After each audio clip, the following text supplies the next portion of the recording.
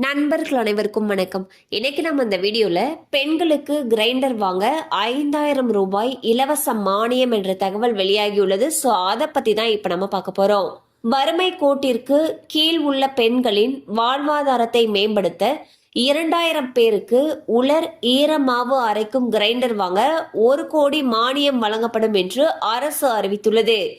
10,000 ரூபாய் அல்லது அதற்கு மேல் மதிப்பிலான கிரைண்டர் வாங்கும் பொழுது மொத்த விலையில் 50% அல்லது அதிகபட்சமாக 5,000 ரூபாய் மானியம் கிடைக்கும்.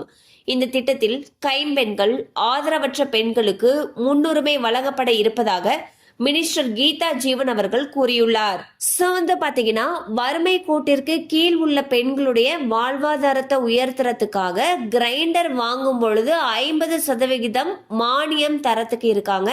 அதாவது 10,000 ரூபாய்க்கு மேல கிரைண்டர் வாங்கும் பொழுது அந்த மொத்த விலையில 50% அதிகபட்சமாக 5,000 ரூபாய் வரைக்கும் மானியம் வழங்குறதுக்கு இருக்காங்க.